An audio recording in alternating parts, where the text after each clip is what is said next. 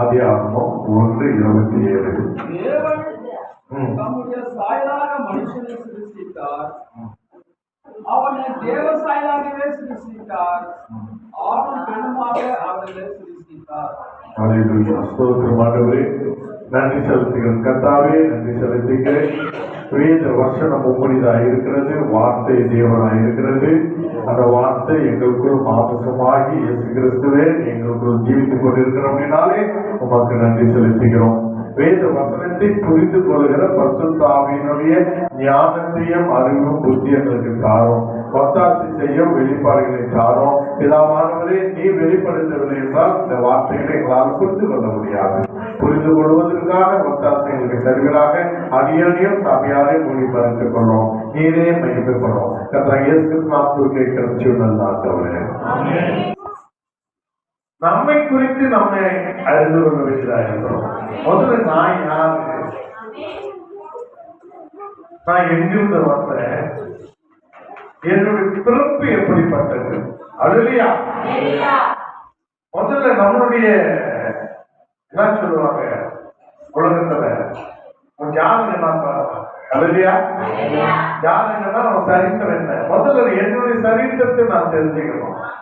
நம்மளுடைய சரித்திரத்தை நம்ம தெரிஞ்சுக்கணும். நம்ம யாருக்கு தெரிஞ்சுக்கணும். உலகத்தார் சொல்லுவாங்க நான் யாருன்னு எனக்கே தெரியாது.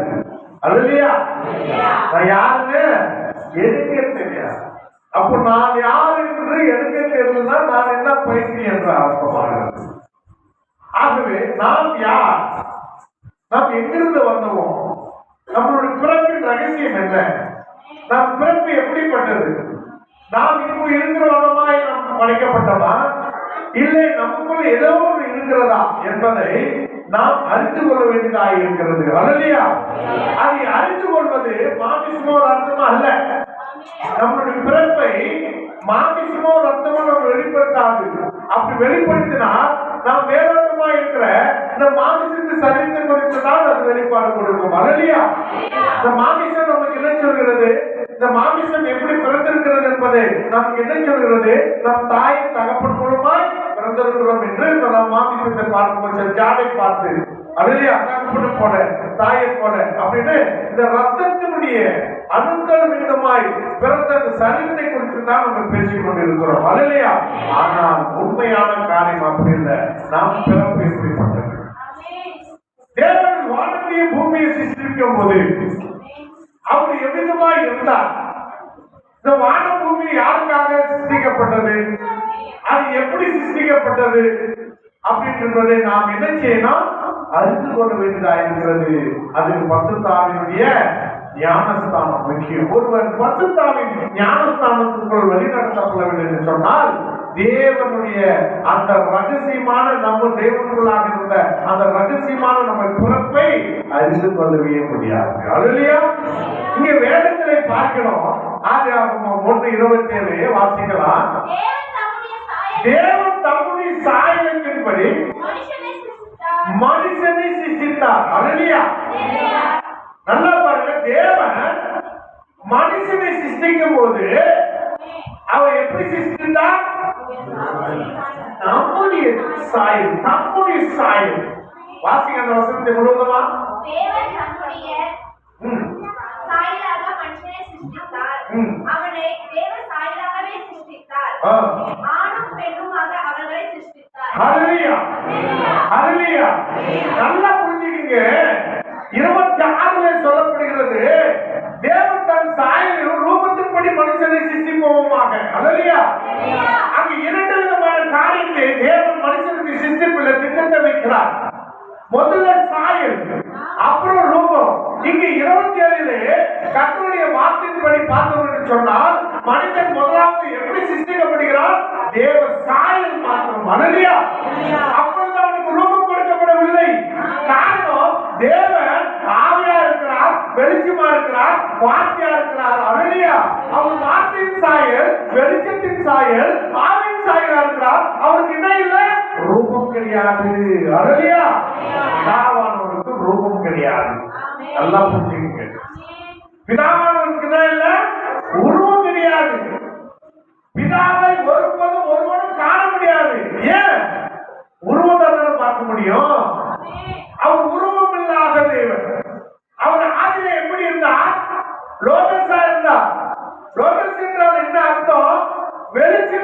அர்த்தம். ஹல்லேலூயா. வெளிச்சமாய் இருந்தார். ஆகவேதான் நாம் ஆதியிலே பார்க்கிறோம், தேவன் வானத்தையும் பூமியும் சிருஷ்டித்தார். இரண்டாம் வசனத்தை பார்க்கிறோம், டக்கு டக்குன்னு வாசிக்க. பூமியானது ஒழுங்கிமையும் பெருமையா இருந்தது, ஆழத்தின் மேல் இருந்தது. தேவாவியானவர் கலத்தின் மேலே அசைவாடி கொண்டிருந்தார். வேதத்தை வாசிக்கிறது கத்தி சாப்பிடலையா? கத்தி வாசிக்கணும். எதுக்கு ஆசை உண்டு? ஆமா, மந்தம் வயசாயிடுச்சு இல்ல, அதனால நீங்க சத்தமா கத்தி வாசித்தா என் காத்து விடும். ஹல்லேலூயா, ஹல்லேலூயா. ஜலத்தின் மேல் தேவன் அசைவாடி கொண்டிருந்தார்.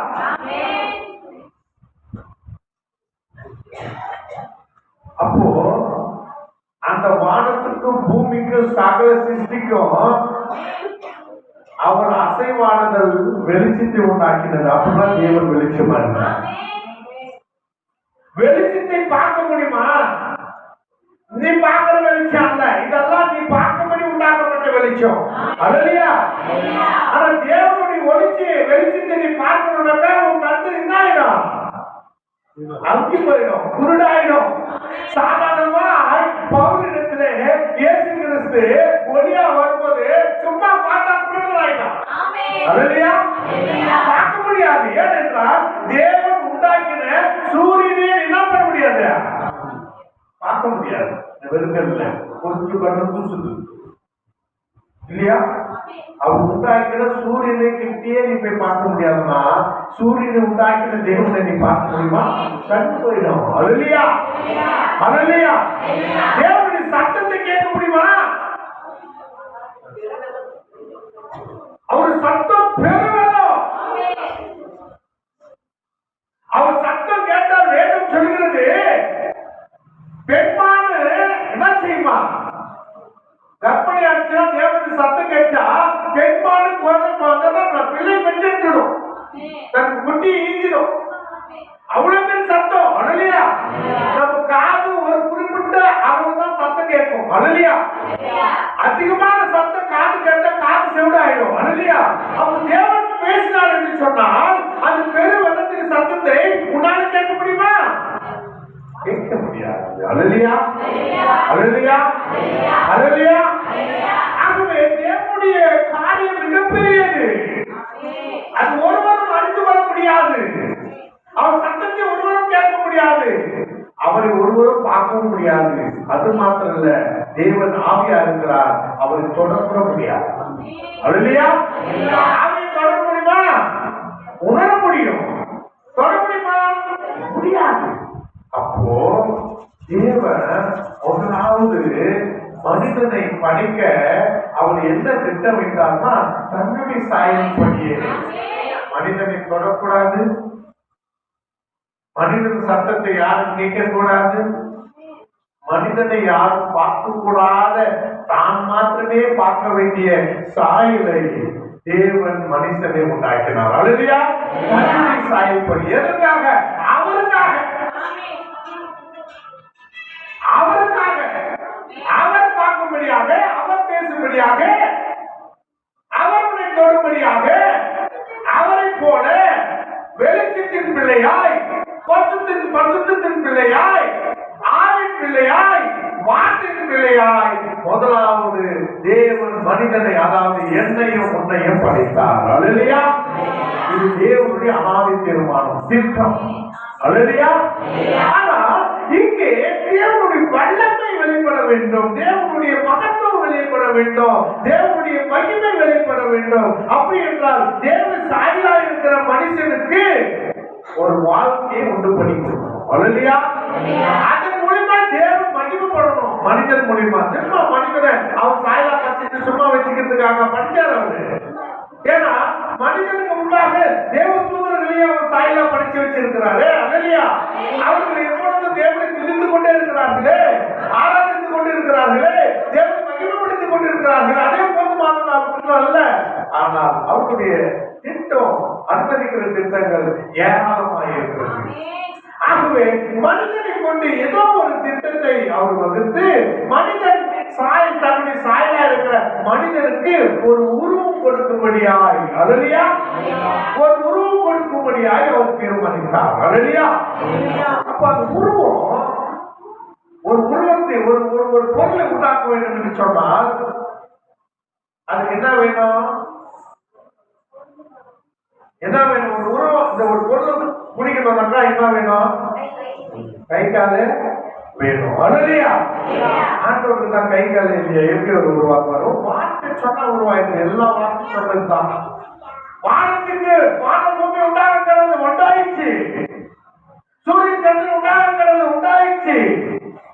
பூமியில் கனித்தரும் திராட்சை கொடி ஜாதி ஜாதிப்படியாக மரம் செடி கொடி உண்டாயிடுச்சு.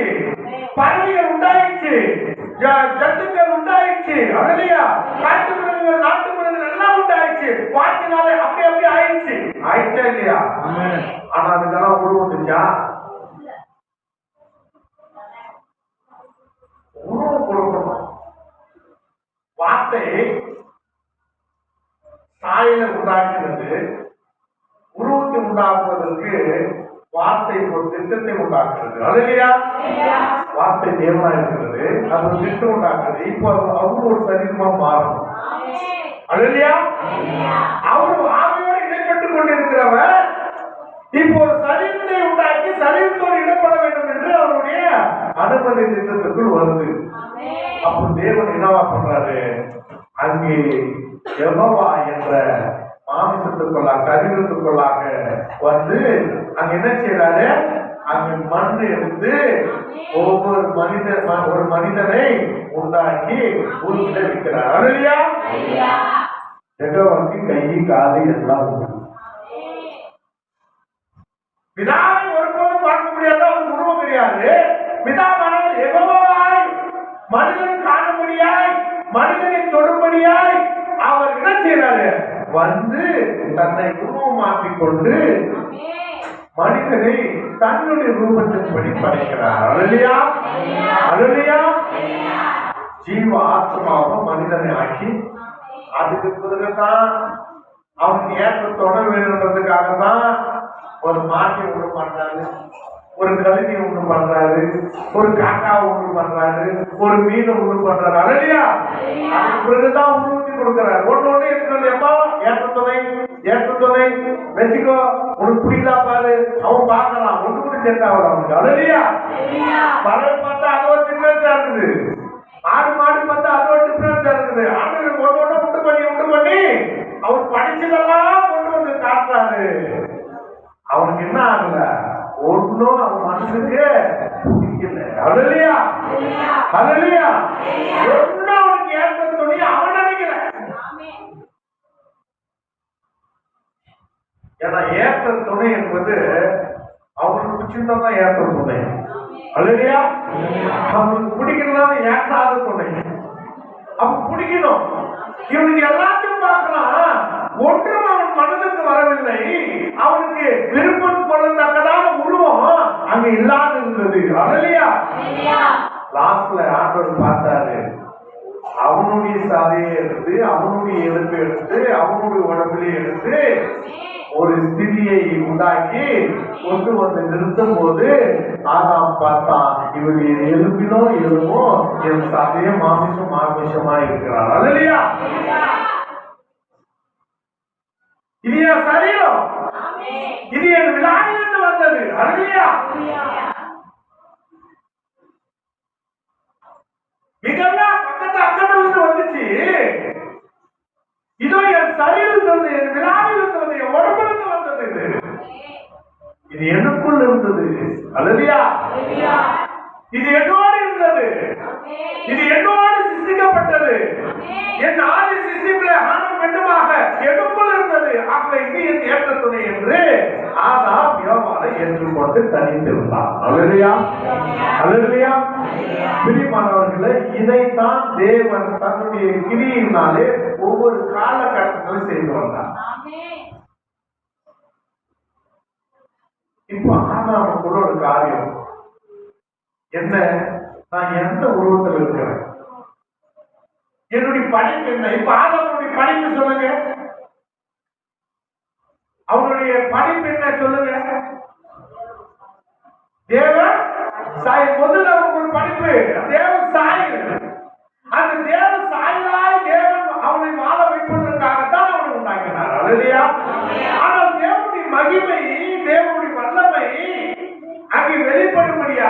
மனிதனுக்கு ஒரு நன்மை தீமை அறியத்தக்கதான ஒரு வாழ்வை கொடுத்து அந்த மனிதன் நன்மை ஏற்றுக்கொள்வானா தீமை ஏற்றுக்கொள்வானா என்பதை பார்த்து அதன் மூலமாய் தேவன் மகிமைப்படும்படியாய்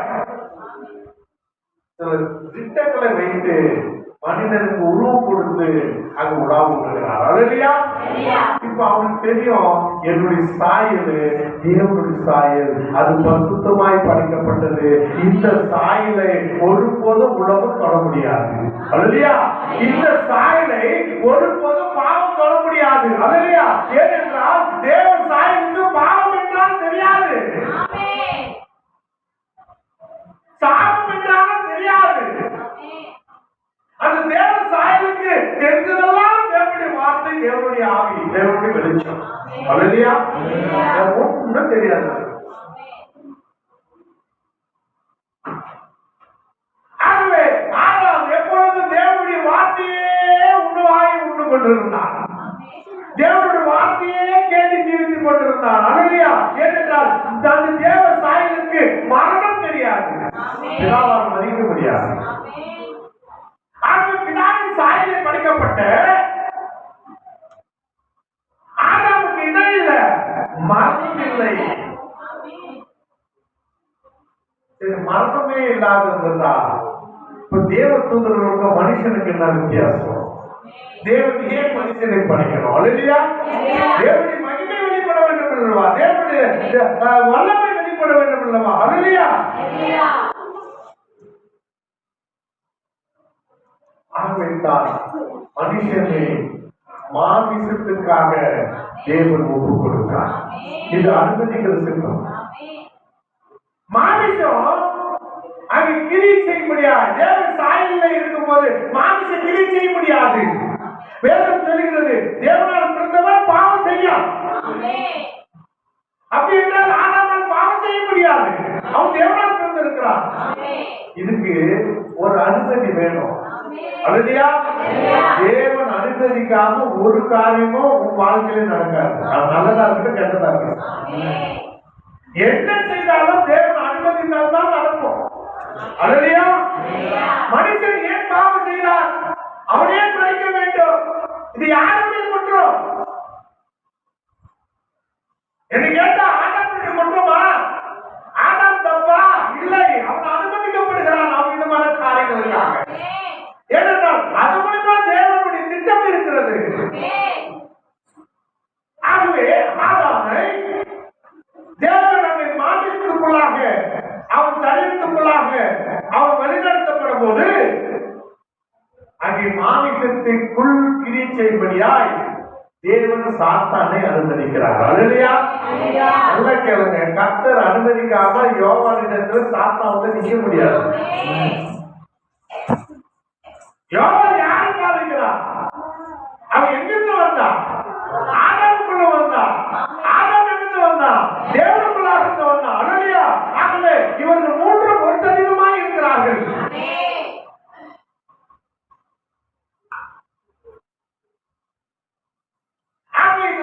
சரீரத்துக்குள்ளாக இருக்கிற தேவ ஆவியானவர் சாத்தான் தொட முடியாது, பேச முடியாது, கிட்ட நெருங்க முடியாது. அவன் சபிக்கப்பட்டவனா இருக்கிறான், தள்ளப்பட்டவனா இருக்கிறான். அல்லேலூயா. ஆனா அனுமதிக்கிறாரே, காரணம் தேவ திட்டம். அவன் பேசும்போது யோவானுக்கு தெரியாது இருந்திருக்குமா அவன் யாருன்னு? ஏன் அவன் தெரியாம அங்க தேவன் ஆக்கினான்?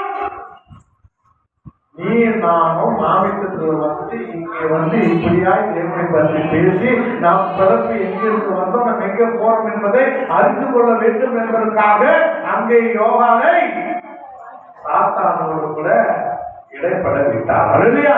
என்றால் தேவனுடைய சமூகத்துல சாத்தானாலே ஒன்றும் செய்ய முடியாது. அப்படியே எப்படி அனுமதிக்கலாம்? சாத்தானை தொடர்ந்து கூட ஆண்டவர் அனுமதிக்கிறாங்கன்னாக்கா எனக்கு தெரியாது, வேதம் சொல்லுகிறது அப்படின்னா. யோபை தேவன் வேலைக்கு காத்துக் கொண்டிருக்கிறது. அது சாத்தான் போய் அது முறையிடுறான். எப்பவா 24 மணி நேரம் உண்மை துதித்து உண்மை மையப்படுத்தி பசுத்தர் சொல்லி நியாய நீதி உத்தமனா நடக்கிறானே, நீ அவனை ஆசீர்வதித்து வேலையிட்டு காத்துக் கொண்டிருக்கிறாய். ஒரு விஷயம் கிட்ட அவனை ஒப்புக்கொடு. உன் வேலை கொஞ்சம் நீக்கிடு. என்னை போறதுக்கு அந்த அனுமதி. அப்புறம் பாரு அவன் குதிக்கிறானா இல்ல செஞ்சுக்கிறானா என்ன செய்யறான் பாருங்க. ஆண்டவர் சொல்றாரு அவன் உயிரை பார்த்து விட்டு என்னன்னா பண்ணிக்கலாம். நீங்க சில நேரங்களிலே நமக்கு சில குடும்பங்களிலே பலவிதமான பிரச்சனைகள், வியாதிகள், துன்பங்கள், தொண்டைகள், சண்டைகள், வருமான குறைகள், கடன்கள், தொல்லைகள் இதெல்லாம் சாத்தான் கொண்டு வரதுக்கு காரணம் நாம் நினைக்கலாம். ஏன் இப்படி? இதெல்லாம் தேவனையே அனுமதிக்கணும்.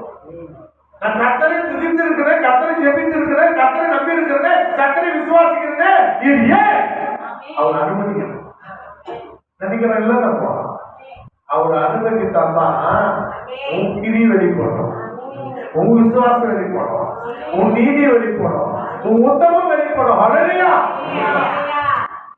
திடீர்னு தாத்தா ஜெபிக்கிறியா? ஓஹோ எகிரி குதிக்கிற, கை ஓவரா தட்டுறியா அப்படின்னு டக்குன்னு தாத்தா தூதனுக்கு ஓடி போய் கை நிறைய தட்டுறாங்க. கொஞ்சம் போய் அங்க கொஞ்சம் வேலை காட்டு கை கிட்ட வேணா கை வந்து முட்டிக்கிட்ட வந்து கை தட்டுறதுல வந்து கொஞ்சம் பிடிச்சிக்கிச்சு. ஆனா திருப்பி கை வந்து முட்டி போட்டு தேவை பண்றியா? ஓடு அந்த முட்டி போயிட்டு ஒரு செக் பண்ண ஓடு. முட்டி முட்டி போடும்போது வலி வலி முட்டி போட்டு வேண்டி தேவாலயத்தில் உட்காந்து 1 hour பிரசாதத்தை கேட்கணும். இடுப்பு வலிக்குது, உட்கார முடியல, கால் வந்துக்குது. எதனால இது? தடைகளை உண்டாக்குறான். நீ உட்காந்து கேட்கறியா? அல்லேலூயா. எப்படியாவது ஆண்டவருடைய அவருடைய கிரிகள் இருந்து அவருடைய மகத்துவத்தில் இருந்து வல்லமையில் இருந்து உன்னை தனியே பிரிக்க பலவிதமான சூழ்ச்சிகள் அவனை ஏற்படுத்துகிறான். அல்லேலூயா. யோகு கிட்ட அது வெளிப்படல. முட்டி வெளியா இன்னும் முட்டி போடாம. அல்லேலூயா. கால் வெளியா இன்னும் கர்த்தரை துதித்தான். கை வெளியா இன்னும் கரங்களை தட்டினான். அல்லேலூயா. தொண்டை வெளியா கர்த்தரை ஆர்ப்பரித்தான். அல்லேலூயா. நீதியான காரியங்கள் உத்தமமான காரியத்தில் இன்னும் இன்னுமாய் செய்தான். நமக்கு ஒரு கஷ்டம் வந்து ஆண்டவர் இருக்கோம். ஆண்டவருக்கே கண்ணு இல்லை. 52 வாரம் ஆலயத்துக்கு போயிருக்கிறாங்க, ஒரு பிரயோஜனமும் இல்லை. அல்லேலூயா. சொல்றோமா இல்லையா? என்னாத்திய படிச்சு, என்னாத்திய ஜெபிச்சு, என்னாத்திய பாடி. அல்லேலூயா. அல்லேலூயா. சாத்தான் செய்த கிரிகளுக்கு நீங்க அடிமைப்பட்டு போய் ஆண்டவரை விட்டு விடுறீங்க. ஆனா யோபு எந்த விதத்திலே ஆண்டவர் வேணாலும் கெஞ்சியா படித்துக் கொண்டிருந்தான். இறந்ததெல்லாம் மறுபடி பெற்றுக்கொண்டான். இந்த 25ல நீ எதெல்லாம் தெரியாம இருந்தீங்களோ, இறந்து போனீங்களோ, இதெல்லாம் பெற்றுக்கொள்ள வேண்டும் என்று சொன்னால் உன்னுடைய எல்லா விதமான கஷ்டத்திலையும் நஷ்டத்திலையும் பாடுகளிலும் கர்த்தருக்கு உண்மை உத்தமமா ஜீவிக்க கற்றுக்கொள்ள. 2026 நீ மறுபடியும் பெருத்தினைய ரெண்டாத்தினால பணத்திலேயே ஆசீர்வதிக்கப்பட்டிருக்கிறார். ஆகவே சாத்தானுக்கு சில காரியங்களை செய்வதற்காக தேவன் அனுமதிக்கிறார். யோவான் நிமித்தம் அந்த காரியம் நிறைவேறுகிறது. யோவானை காப்பாற்றும்படியாய் ஆதாமும் அந்த பாவத்துக்கு உட்படுகிறார். அல்லேலூயா. மரணம் அவளை மேற்கொள்கிறது. அல்லேலூயா. தேவ சாயலை மேற்கொண்டிருக்க முடியுமா? மரணம் வருமா? முதல்ல தேவன் படைச்சாரு மனுஷனை தன்னுடைய சாயல் ரூபத்தின் சாயலின்படி. அந்த சாயலை மரணம் வருமா? அது மறிக்க முடியாது அல்லவா? மறிக்க முடியாத மாமிச சரீரத்தை தேவன் அங்கே கொடுத்தார். அல்லேலூயா. அல்லேலூயா. ஆகவேதான் இந்த தேவத்தின் காரணம் தேவன் ஆவியானவர் பிதாவானவர் மறிக்க முடியாது. ஆகவே ஒரு மரணத்திலிருந்து என்ன ஆகும்? ஒரு ஜீவன் வாழும். ஒரு மறிக்கும் போது ஒரு ஜீவன் வாழும். மாமிசத்தில் சாப்பிடுறீங்களே நியாயமா? ஒன்று கொன்று அது உயிர் போட்டு அதுவே சாப்பிடுறீங்களே நியாயமான்னு ஒருத்தர்கிட்ட கேட்டார் ஒரு ஐயருக்கு, ஐயா ஒரு உயிர் கொண்டு நம்ம சாப்பிடலாமா? அது தவறு இல்லவா? அது எப்படி என்று அது சாப்பிட்டு சொன்னாரா? யாரும் நானும் தான் சொல்றேன். சொல்லி பெண்ணாம இடத்துல ஒருவர் கேட்கிறார், ஐயா நீங்கள் பன்றிகள் எல்லாம் சாப்பிடுறீங்க, மாம்சத்தெல்லாம் சாப்பிடுறீங்க, காய்கறி சாப்பிடுறது தப்பு இல்லையே, ஏன் மாமிசத்தை சாப்பிடுறீங்கன்னு நம்ம தீர்க்கதரிசனத்துல கேட்கிறாங்க. தீர்க்கதரிசி சொல்றானா, ஐயா நீங்கள் ஒரு அரிசி ஒரு சாதம் சாப்பிடணும்னா அது நெல்மணி சாக வேண்டியதா இருக்கிறது, கோதுமணி சாகிறதா இருக்கிறது, ஒரு காய்கறிகள் சாகிறதா இருக்கிறது, அது இல்லையா? அதுவும் உயிர் தானே. நெல்லுக்கு உயிர் இருக்குதா இல்லையா? கோதுமைக்கு உயிர் இருக்குதா இல்லையா? தக்காளி கத்திரிக்காய் எல்லாம் உயிர் இருக்குதா இல்லையா? அது இல்லையா? உயிர்கள் எல்லாம் ஒன்றுதானே. இதுல என்ன ஒண்ணு சத்தாத்தான் ஒண்ணு குறைக்க முடியும். இதுதான் தேவனுடைய திட்டமா இருக்கிறது என்று தீர்க்கதரிசி சொல்லுவார்கள். அல்லேலூயா. ஆக ஒன்று செத்தாதான் ஒன்று உயிர் வாழ முடியும். ஆனால் தேவனாலே சாக முடியாது. சாகாமையா இருந்த மனிதன் சாவை தேர்ந்தெடுத்துக் கொண்டபடினாலே, அவன் சதிக்கப்பட்டவனாய் மாறினபடினாலே, இந்த சாப மரணத்திலிருந்து விடுவிப்பதற்காக தான் இயேசு கிறிஸ்து பிதாவான பரிசுத்தமான வெளிச்சமான வார்த்தையானவர், பார்க்க முடியாதவர், தொட முடியாதவர், தன்னுடைய சத்தத்தை மற்றவர்கள் கேட்க முடியாதபடிக்கு இருக்கிறவர், அது மற்றவர்கள் பார்க்கும்படியாகவோ மற்றவர்கள் தொடும்படியாகவோ மற்றவர்கள் பேசும்படியாகவோ இயேசு கிறிஸ்தாய் அவர் தான் செய்தார், அவதரித்தார். அல்லேலூயா. பிதாவானவர் தன் உருவத்தை மாமிசமாய் மாற்றிக்கொண்டார், மரியாதை வைத்துக் கொண்டார். பிதாவானவர் அவரை பார்க்க முடியாது, அவருடைய சத்தத்தை கேட்க முடியாது, அவரை தொட முடியாது.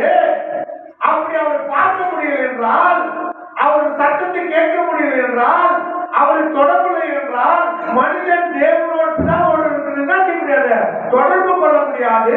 ஆகவே தனக்குள் மனிதனை தொடர்பு படுத்திக் கொள்ளும்படியால் மனிதனானார். யாரு? பிதாவானவர் மனிதரானார். தன்மை கொஞ்சம் மாறும். மனிதனுக்கு மரணம், பிதாவுக்கு மரணம். அல்லேலூயா. ஆனால் ஒரு காரியம் மரணத்தை மீட்க வேண்டும் என்றால் அந்த மரணத்தின் மூலமாய் தான் விடுதலை கிடைக்கணும். ஆகவே பிதாவால் மதிக்க முடியாது. பிதா சரீரமாய் மாறினபடினாலே சிலுவையிலே மரித்தார். அல்லேலூயா. அல்லேலூயா. சிலுவையிலே மரிக்க வேண்டியது எதற்காக? ஒரு மனிதன் தான் மன்னிக்க முடியும், தேவன் மன்னிக்க முடியாது. ஆனால் தேவன் மனிதன் ஆனா எதற்காக? உனக்கு எனக்காக மன்னிக்க முடியாது. எல்லாம் சொல்றதுன்னா பிதாவே இருப்பா, இயேசு வேற, அவர் மன்னிச்சிட்டாரு, பிதாவால் மன்னிக்க முடியாது. அல்லேலூயா. உத்தமம், உண்மை, சத்தியம், பிதாவானவர் மன்னிக்க முடியாது. ஆனால் பிதாவானால எதையும் செய்ய முடியும். எல்லாம் அவர் மாமிசமாய் மாறி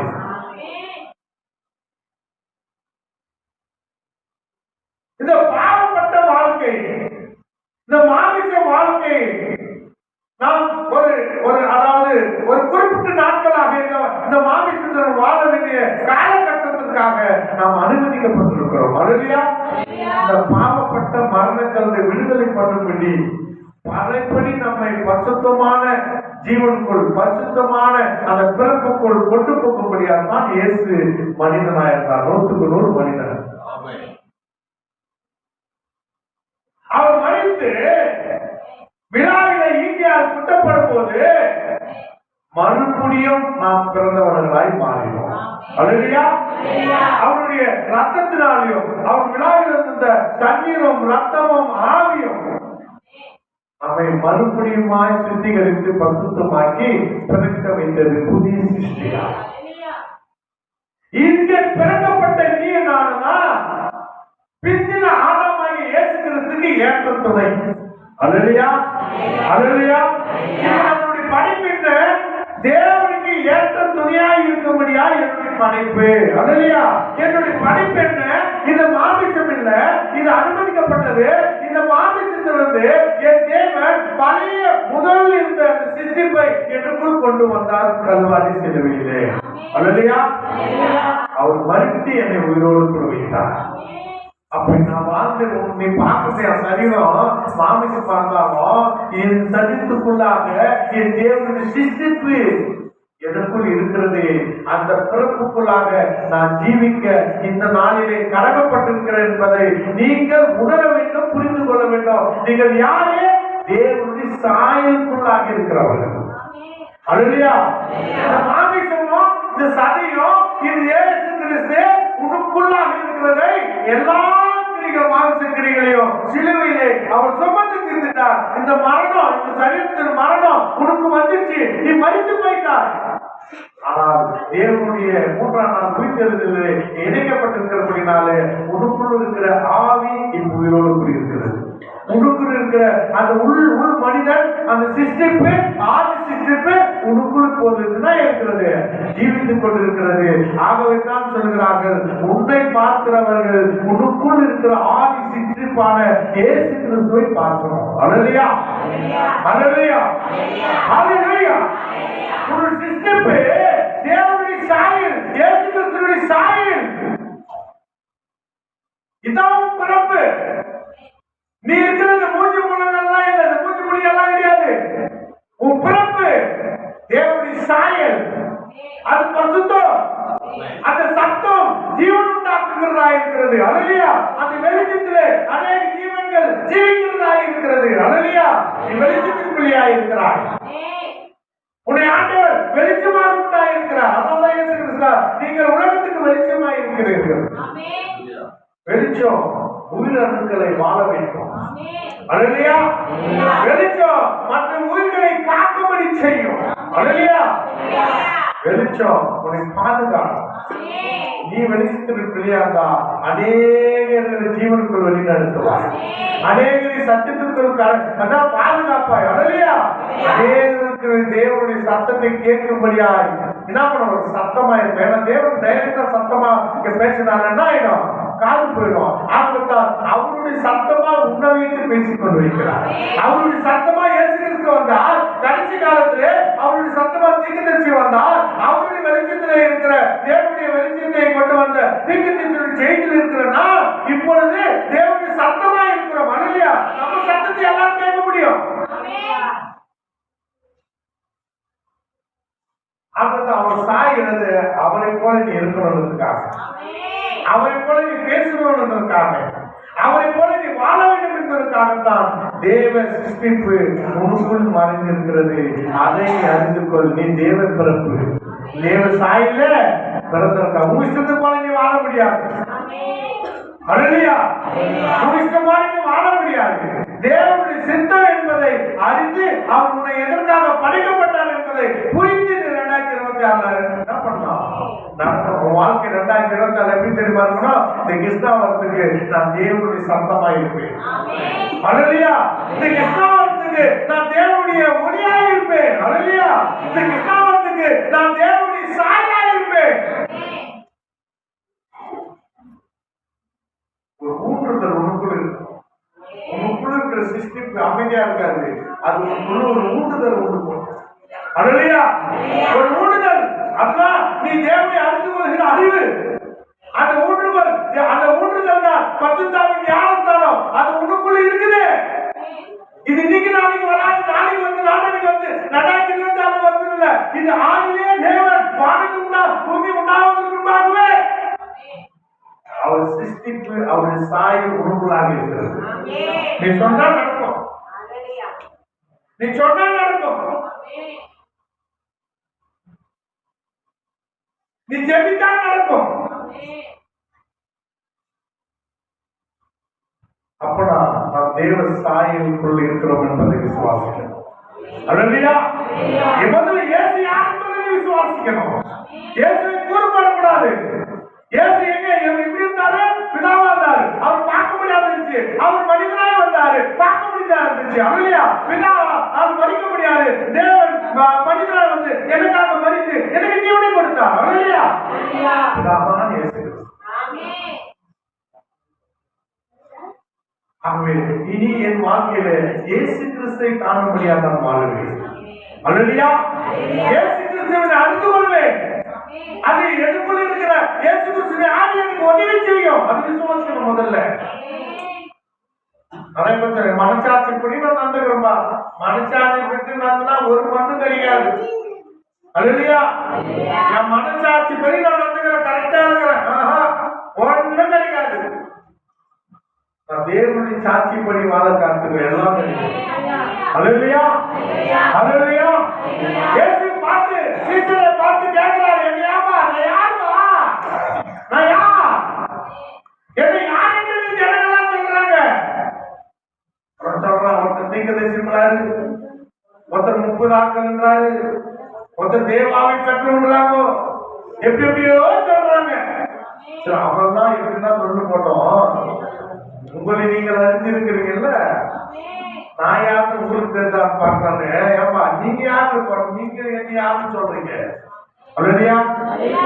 வாழ்க்கையில இயேசு யார் என்பதை நீங்கள் அறிக்கை செய்கிற அந்த காரியத்தில் தான் வாழ்க்கைக்கு சாராம்சமா அமைஞ்சிருக்கு. பேதர் சொல்றான், என்ன சொல்றான்? ஆண்டவரே, நீ உன்னதத்தின் கிறிஸ்து, நீ தேவன். உன்னதத்தில் உன்னதம் என்பது தேவனுக்குரியது. அவன் ஒருவரும் ஏறினதும் இல்லை, இறங்கினதும் இல்லை. இயேசு கிறிஸ்து மட்டும்தான் ஏறினாரு. அவருடைய ஸ்தானம் ஒருவருக்கும் பூமியிலே கொடுக்கப்படாது. ஆண்டவர் ஒன்றை சொன்னாரு, ஐயா ஐயா, இது மாமிசமா ரத்தமா வெளிப்படுத்தல, பிதாவானவரே உங்களுக்கு வெளிப்படுத்தினார். இல்லையா? பிதாவானவர் என்றால் தேவ ஆவியானவர். ஆவியானவர் உனக்குள்ளே உன்னுடைய வெளிப்பாடு உனக்கு கொடுக்கணும்னா நீ எதையுமே இந்த பூமியில பெற்றுக் கொள்ள முடியாது. இயேசு யார் என்பதை அறிந்து கொள்ள முடியாது. இது தேவ ஆவியினால உணர்த்தப்பட்ட காரியம். எல்லாரும் கண்களும் மறைக்கப்பட்டிருந்தாலும் தேவன் யாரை முன்குறித்திருக்கிறாரோ, யாரை அறிந்திருக்கிறாரோ அவர்களுக்கு தன் யார் என்பதை வெளிப்படுத்துகிறார். இல்லையா? நீ நான் முன்குறிப்பில் இருப்போம்னால் ஒரே தேவனாகிய கர்த்தராகிய இயேசு கிறிஸ்து நமக்குள் இருந்த ஒரு ஊடுதலை எடுத்து அநேகருக்கு சாட்சியா வைப்பார். அல்லேலூயா. குழந்தையா 8 நாள் குழந்தை கையில ஏற்றுக் கொள்கிறார். அவன் சிமியோனா ஒரு சிமியோன் என்ற ஒரு வயது சென்ற ஒரு மனிதன் தேவ ஆலயத்திலே காத்திருக்கிறான். அவனுக்கு ஏற்கனவே சொல்லப்பட்டிருக்கிறது, தேவ ஆண்டவரானவர் உன்னை நீ பார்க்க முன்னே மறிக்க மாட்டாய். அல்லேலூயா. ஆண்டவரை நீ காண முன்னே மறிக்க மாட்டாய் என்று தீர்க்கதரிசனமாய் அவனுக்கு சொல்லப்பட்டிருக்கிறது. அது சிமியோன். அந்த சிமியோனுடைய கைகளிலே மாலாவோ யோசேப்போ கொண்டு வந்து தேவனுடைய 8ஆம் நாளிலே கொடுக்கும் போது அதை கையில எடுத்து பார்க்கிறான். அவன் இருதயம் ஊடுதலாய் ஏவப்படுகிறது. அல்லேலூயா. ஒரு பாட்டு பாடுவா, என் இதயம் என்பதால் பாடுது. என் இதயம் என்பதால் வீணாத்தான் நல்லா பாடும். என் இதயம் என்பதால பாடுது. அவன் இருதயம் இன்பத்தாலும் பாடுது. என் கர்த்தருடைய முகத்தை நான் கண்டேன், என் ரட்சகத்தை நான் கண்டேன், இனி நான் சமாதானத்தோடு மறிப்பேன். காரணம், அந்த குழந்தையை பார்க்கும் போது அவனுக்குள் இருக்கிற அந்த முதன்மையான சிருஷ்டிப்பு, முதல் சிருஷ்டிப்பு, உன்னை காணும்படியாய் இதோ நான் மனுஷனா வந்திருக்கிறேன் பார் என்று அந்த குழந்தை சொல்லுகிறது. இவன் இருதயம் குறிப்பால் எழுகிறது. ஊடுதல், அந்த ஆவின் எழுப்புதலாலே இயேசுவை அவன் கண்டுகொண்டான். அல்லேலூயா. 6 மாசம் குழந்தை வயிற்றுல கண்டுபிடிச்சுங்க. 6 மாசம் குழந்தை யாரு? யோவான் சாணங்க. எலிசபெத் வயிற்றுல இருக்குது. அவன் 6 மாசம் அப்பதான் வளரக்கூடியது. தேவனுடைய தாயாகிய அந்த மரியாளுடைய சத்தத்தை கேட்ட மாதிரி குழந்தை சொல்லுது. காரணம், வயிற்றுக்குள்ளாக இருக்கிற குழந்தை மரியாதை வயிற்றுக்குள்ளாக உருவாக்கப்பட்ட அந்த வித்தை கண்டு தேவன் என் பக்கத்தில் இருக்கிறார் என்று ஆவியால் உணர்த்தப்பட்டு ஆவியில் துள்ளுகிறது. அல்லேலூயா. யோவான் சாணனுடைய ஆதி சிருஷ்டிப்பு சாயல், தேவன் சாயல், தேவனை காண்கிறது. வயிற்றில் இருக்கிற குழந்தைய சொல்லுது ஆண்டவருடைய வார்த்தையை சத்தத்தையும் கேட்டு. நான் போறேன்னா தோணும் தெரியல. அல்லேலூயா. நம்ம எவ்வளவு தோன்றோம். துதிக்க கஷ்டம், பாடுறது கஷ்டம், பைபிள் வாசிக்கிறது கஷ்டம். அல்லேலூயா. எழுப்புதல் நமக்குள்ள இருக்கிறதா என்பதால் சோர்ந்து போகிறோம். குழந்தை அங்கே துதிட்டு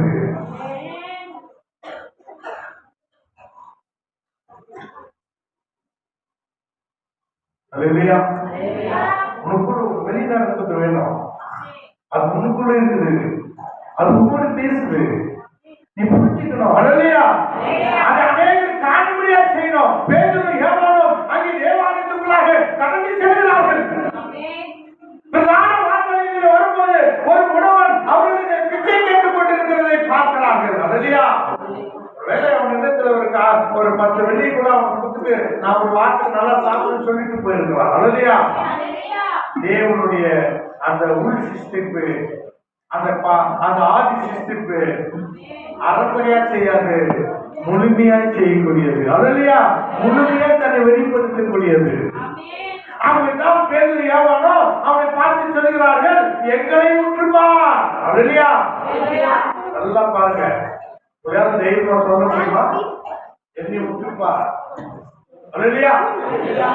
சொல்ல முடியுமா? என்னை யாரா வந்து உங்ககிட்ட ஒரு உதவி கேட்க வராங்க, ஏதோ ஒரு செஞ்சு வராங்க, நீ நின்றுட்டு என்னை விட்டுப்பா சொல்ல முடியுமா? விட்டு பார்த்தா என்ன தெரியும்?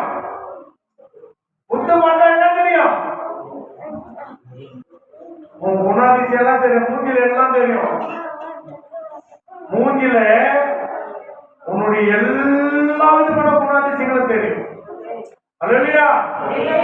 ஒண்ணு கூட மறைக்க முடியாது. முகம் காட்டி கொடுக்குறது. ஏன்னா முகம் பல நாடிகள் உள்ளது.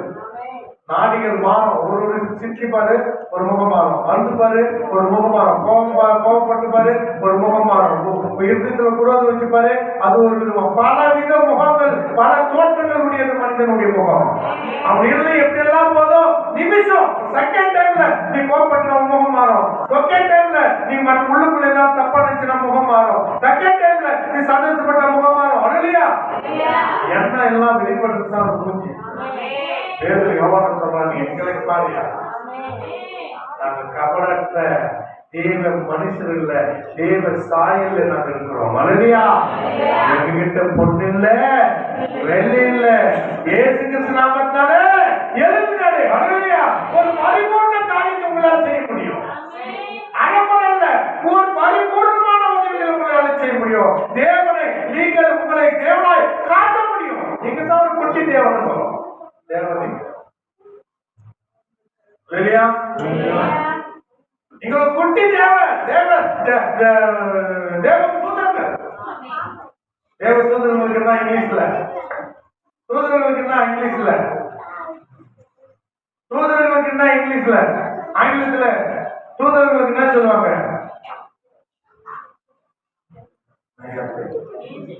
ஏஞ்சல். அல்லேலூயா. ஏஞ்சல். ஏஞ்சல் தானே? ஏஞ்சல் என்ன? தேவதை எங்கனாக்குறாளா? தேவதை எங்கனாக்குதா? ஒரு தேவ தூதர் கூட தேவதை கிடையாது. எல்லாம் ஆண் தான். ஆணுக்கு தான் தேவ தூதருக்கு தான் ஏஞ்சல் அர்த்தம். பொம்பளை வச்சுக்கலாம், அதுக்கு நாங்க பொறுப்பு கிடையாது. அல்லேலூயா. பொம்பளை ஏஞ்சல் வேதத்துல எங்கேயும் கிடையாது. தேவ தூதனானவன் தூதனானவன் தூதன் அவனா ஆம்பளை தான். எங்கேயாவது தேவ தூதர் வந்தாலும் இருக்குதா? ஏஞ்சல் பேர் வச்சுக்கிறது காணக்கூடிய முன்னுக்கு வச்சு ஒன்னும் பிரயோஜனம் போச்சு. கத்தருக்கு தோற்றம். அல்லேலூயா. ஏஞ்சல் தான் பொம்பளை பேர் இல்ல, தேவ தூதர் ஆண் பேர் இருக்கு. சப்ஜெக்ட் மாறலாம். பேருந்து யோவானை பார்த்த அந்த முடவன் கண்ணிலே ஏசப்பா தெரிந்தார். பேதுருக்குள் யோவானுக்குள் இருந்ததே தேவனுடைய சிருஷ்டிப்பு, ஆதி சிருஷ்டிப்பு. அந்த சிருஷ்டிப்பை பார்த்தான், அவன் குதித்து எழுந்தான். அல்லேலூயா. உனக்குள்ள இருக்கிற சிருஷ்டிப்போ நீ காண்கின்ற சகோதரனுக்குள்ளாக இருக்கிற இயேசு கிறிஸ்துவின் சிருஷ்டிப்பை நீ காணும் போது உன்னால் சும்மா இருக்க முடியாது, கர்த்தரை மகிமைப்படுத்த முடியாது. நீ துள்ளி எழுவாய். கத்தி கத்தி பாண்டாலும் ஒரு துருதல் வர மாட்டேங்குது. அல்லேலூயா. எல்லாரும் நான் என்ன பண்ணலாம்னுக்கிறேன், நம்ம யாரு குட்டி பசங்க யாரோ ஒரு 2 பேர்கிட்ட ஒரு சிரிஞ்சி குத்தலாம் பக்கத்து பெண்கள் யாரு எதெல்லாம் ஒரு குத்து அது இல்லையா? அப்படியாவது ஒரு உணர்வு உண்டாக்கலாம்னு நான் நினைக்கிறேன். என்ன செய்யலாமா? இருந்த அந்த ஆதி சிஸ்டத்தை பார்த்த உடனே இருந்து நடந்தான். 12 வருஷமாய் பெருமையுள்ள ஸ்திரீ அவளுக்குள்ள இருந்த ஆதி சிஸ்டிப்பினால் தூண்டுதல் பட்டு ஏவுதல் பண்ணி அவன் நான் யார், நான் இப்படியாய் சுகவீனமாய் இருப்பதற்காக படைக்கப்பட்டவன் அல்ல, என்னுடைய சிஸ்டிப்பு என்றென்றோ பரிபூர்ணமாய் இருக்கும்படியான சிஸ்டிப்பு. ஆகவே அந்த சிஸ்டித்தை தேவனை நான் போய் தொடுவேன். என் சிந்தை அவருடைய சாயல் எனக்குள்ள இருக்குது, அவர் சாயல் நான் தொடுவேன், என்னுடைய சாயல் வெளிப்படும். அப்ப நானும் அவரும் ஒன்றாய் இருப்போம். அல்லையா? தொட்டா சாயல் அவருக்குள்ள வந்துச்சு. உள்ள அந்த சாயலை கொண்டு வந்து எல்லாரும் பதில் சொன்னா நான் தொட்டேன், என் சாயல் அடைந்தேன், எனக்குள் எந்த குறவும் எந்த விதமான வியாதி இல்லை. அல்லையா? தேவனுடைய சாயல் அங்கே அவனை சாட்சியாக வைத்தது. சபைக்குள் தேவனுடைய ஆவி அவனுக்குள் இருந்த அந்த பழைய சிஸ்டிப்பு, அந்த ஆவி சிஸ்டிப்பு அவனோடு பேசும்போது அவன் குற்றம் பாவத்தை அதை அறிக்கையிடும்படி செய்தது. அல்லையா? அவன் சொன்னா நான் லட்சணையா குத்துறையா பாதி குத்துறையா, ஏன்னா நான் இந்த மாமிசத்துல நான் சிஸ்டிக்கப்படல, என் ஆதி சிஸ்டிப்பு தேவ சாயல் இருக்கிறது. அந்த சாயலுக்கு பாவம் செய்யுதோ அநியாயம் செய்யுதோ அக்கிரம் செய்யுதோ தெரியாது. அப்ப என்னுடைய சாயல்ல நான் வெளிப்பட்டு காண்கிறது, அவன் சாயலை வெளிப்படுத்தி காண்பித்தான்.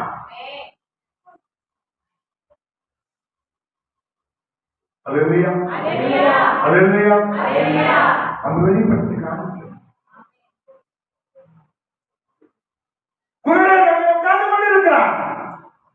இயேசு போயிருக்கிறார். தாவீது குமாரனே எனக்கு மனது இருக்கும். ஏன் சொன்னா, ஐயோ நான் அந்த குருடனால் பிறக்கல, என் ஆதி சிஸ்டிப்பு தேவனுடைய சாயல், தேவனுடைய சாயல் குருட்டு இல்ல, செவிடு இல்ல, ஊமை இல்ல, முடமை இல்ல. என் சரீரத்துக்கு இருக்கலாம். இப்போ என் சிஸ்டிப்பு என் முன்னால போகுது. அந்த சிஸ்டிப்பு எனக்குள்ள இருக்குது. அதை நான் கூப்பிடுவதற்காகவே நான் ஆதியிலே அவருடைய சிஸ்டிப்பில படைக்கப்பட்டிருக்கிறேன். இப்ப கூப்பிடலாம், நான் எப்ப கூப்பிடுறதுன்னு சொல்லி அவன் இன்னமாய் அதிகமாய் கூப்பிட்டான். இல்லையா? நம்ம ஆதி சிஸ்டிப்பை எப்பொழுதும் தேவனை கூப்பிட்டுக் கொண்டே இருக்கோம். தேவனை அப்பக்கம் இப்பக்கம் விலகாதபடிக்கு பிடிச்சு வச்சுக்கோம். அவன் சத்தம் இயேசு கிறிஸ்துவின் சாயலை கொண்டு வந்து இணைக்கும்படி செய்தது. அவன் பார்வையிட்டான். அல்லேலூயா, அல்லேலூயா. பெரிய மாணவர்களே, ஏதோ ஒரு காரணம் இந்த 2025 தேவனுடைய சாயலை உன் மேலே மாமிசமா மறைக்கப்பட்டிருந்தால் இப்பொழுது நீங்கள் ஜெயபலங்கள், அந்த மாமிசத்தை ஜெயபலங்கள் நீங்கள் ஜெயபலங்களை ஏற்கனவே ஜெயப்பட்ட இயேசு கிறிஸ்துவின் ஜெயத்தை இப்பொழுது அனுபவிங்க. மாமிசத்தை அடக்குங்க.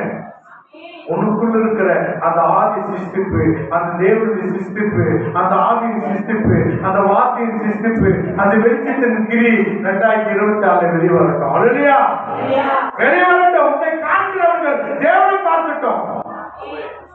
பவுல் சொல்கிறாரே, இனி நான் அல்ல, எனக்குள் இயேசு கிறிஸ்துவே ஜீவிக்கட்டும். நீ என்னை காண்கிறவர்கள் இயேசு கிறிஸ்துவை ஜீவிக்கட்டும். அல்லேலூயா. என்றும் இன்னும் என்றும் மாறாதவராக இருக்கிறார். அவர் ஆசீர்வதிக்கிறவராகவே இருக்கிறார். ஆபிரகாமை ஆசீர்வதித்த தேவன், ஈசாக்கை ஆசீர்வதித்த தேவன், யாக்கோபை ஆசீர்வதித்த தேவன்.